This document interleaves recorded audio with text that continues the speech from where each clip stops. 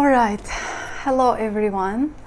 Finally I am recording this video, which I was planning to record for a very long time, and always I had some issues and some excuses why not to do. For example, oh, I have no makeup, I need to apply makeup. Oh, my hair doesn't look nice and I need to brush it or do some styling. And then finally I just said to myself, you know what? Whatever you are, the way it is, go and record your video. Let it be bare face, let it be the hair that you have, let it be, just start doing this. So here I am doing this video. Okay, let me check the mic again. My mic, yeah, all should be fine. So, and one of my questions to myself was, in which language should I record this video? Because my native language is Russian, but I would like to share my thoughts with more wider audience. And usually it's some spiritual thoughts about life and lifestyle in general, and yes, it's all interconnected with our body and mind. And as not many of you know, but I'm already 30 years old, and I've been following healthy lifestyle for like at least let's say, I would say maybe 8 years, because when I was 22 I started to exercise and following healthy nutrition, and then starting from that, my experience into, first of all, it was just a target to lose some weight, because I was always into modeling and I was always into photo shoots and I love doing this. So in order to maintain your appearance, you have to maintain your weight. And for me it was always an issue, because genetically my metabolism is a little bit slow. So the moment I stop watching what I eat, I gain weight immediately. So for that I start studying dietology, sports, nutrition, and it's all interconnected with health, because in healthy body you don't have excess of fat, and in healthy body you can lose it faster if you was eating not right. And somehow this all lead me into spirituality, because our body is very closely connected to our mind. And yeah, so all nice insights actually got me when I was fasting. I do not recommend anybody to do fasting, because for me it happened naturally when I was following a special sports diet, and then at some point of time I just didn't want to eat, and it was in ketosis process, when you feel that your body has a lot of extra energy from fat, you become very active, your brain start working on the high speed level, and it's not happening usually with a normal carbohydrate meal. And that's a different topic. Okay, today what I wanted to discuss actually, it's what is self-love and why it's important in your life, in the life of other people who are surrounding you, especially your family, your loved ones, and whatever it is, business, love relationship, everything.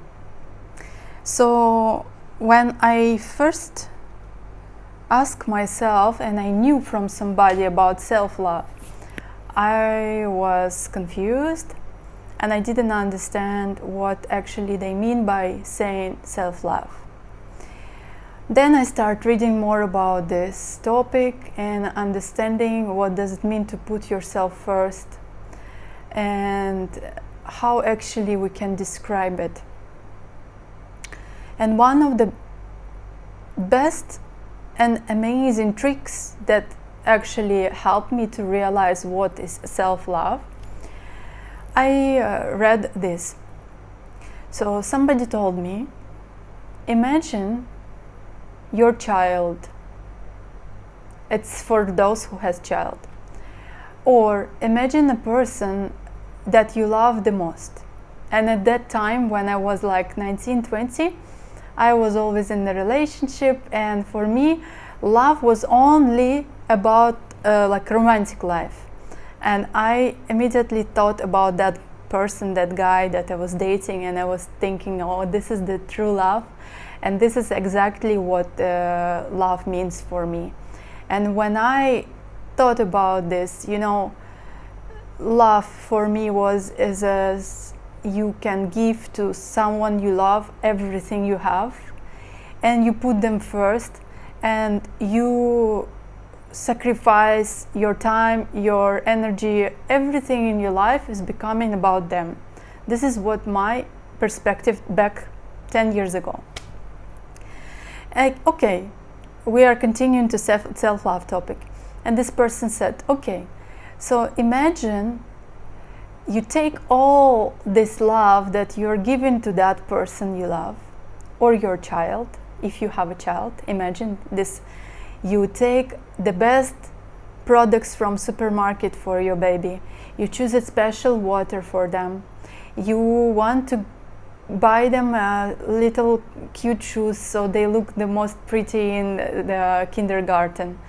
You think about every step they take in order to be safe and healthy, isn't it? Yes. And for me it was, oh, I take care of him, I cook him a food, I do everything what comes to my mind to make them happier.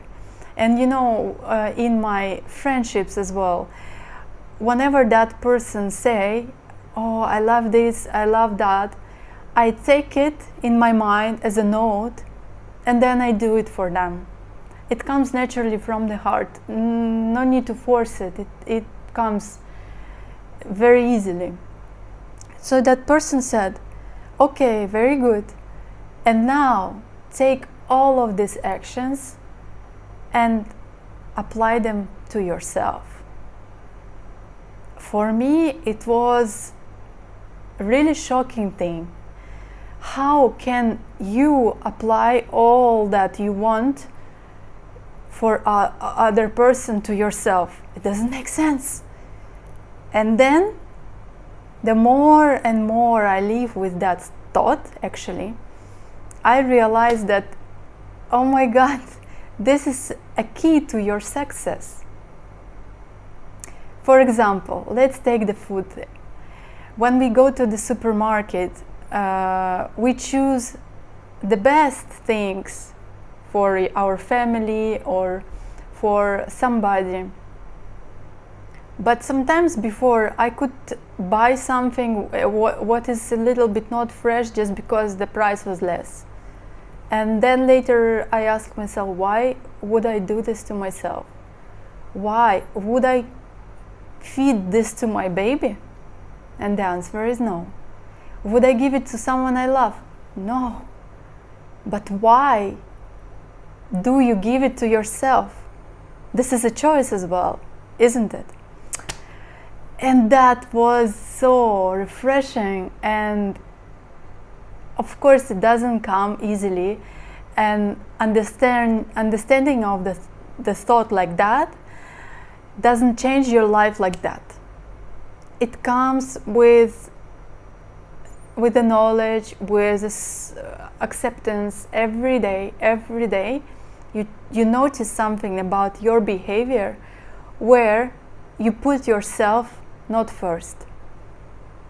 When you say yes to a request from your friend which you don't want to do, and you say yes and you feel bad inside.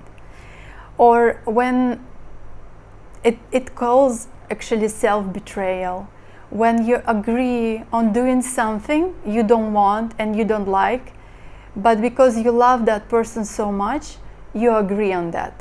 And this is a lack of self-love. And self-love also requires to have a self-boundaries. What is self-boundaries? It's a trust in yourself that the moment somebody does something for you which is you don't want to do, you can just politely stop them and say, sorry, I love you, I appreciate you, but I cannot do this for you right now. Can I do something else instead? Or support you in any way? What else I can do for you? This, unfortunately, I can't. And the moment you understand that, you don't have to agree on anything or anything from anyone that doesn't make you comfortable. It's a key to actually understanding what your boundary is. The moment somebody makes you feel uncomfortable, you have the right to speak up and tell them, I'm sorry. Or just you can say, you know, my friend, this makes me uncomfortable. Please don't do it. And if the person is really respecting you, loving you, if it's your real friend, they will apologize and they will say, oh really, I didn't know that. Why didn't you tell me before? And that's crazy, you know, because we always assume that people, they know what we feel, but actually they don't know unless we will tell them. And I think that's it for today, and thank you for listening. Hope to see you in my next video, and let me know if this topic is relevant for you, interesting, and what would you like to talk about in the next video. Bye.